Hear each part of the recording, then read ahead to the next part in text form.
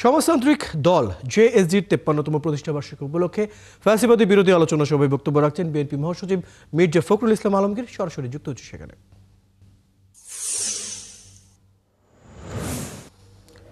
যোগ্য সহধর্মিণী এবং রাজনৈতিক বিশিষ্ট নেতৃত্ব তানিয়া রব, মঞ্চে উপবিষ্ট জাতীয় নেতৃবৃন্দ এবং প্রিয় ভাই ও বোনেরা, আসসালামু আলাইকুম। আমার হাতে একদম সময় নেই। মান্না, মঞ্জু ভাই, নুরু এরা যে সমস্ত প্রশ্ন তুলেছে এর উত্তর দেওয়ার সময় দরকার, সে সময়টুকু আমার হাতে নাই। আমি খুব পরিষ্কার করে অত্যন্ত সংক্ষেপে আমি দু একটা কথা বলব। আমরা আসম আব্দুর রব সাহেব আমাদের অত্যন্ত শ্রদ্ধেয় ব্যক্তিত্ব।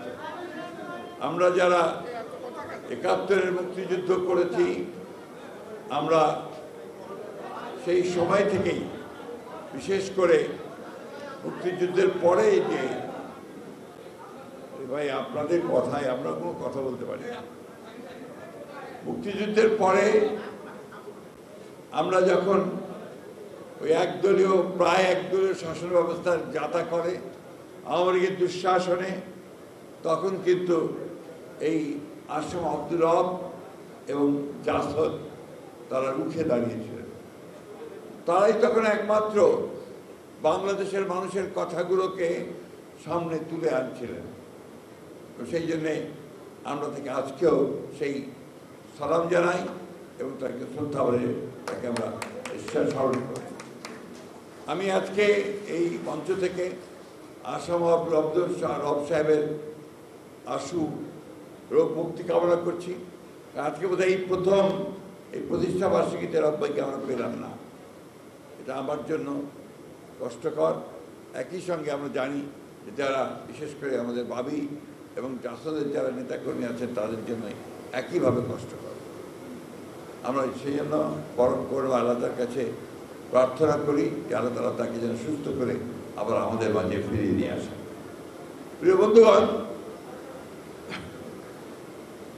আজকে যে সংকট তৈরি হয়েছে, এই সংকট সত্যিকার অর্থে তৈরি করেছেন বর্তমান অন্তর্বর্তীকালীন সরকার এবং তাদের যে তারা যে কমিটিটা তৈরি করেছিলেন, অর্থাৎ রিফর্মস কমিশন। এই কমিশন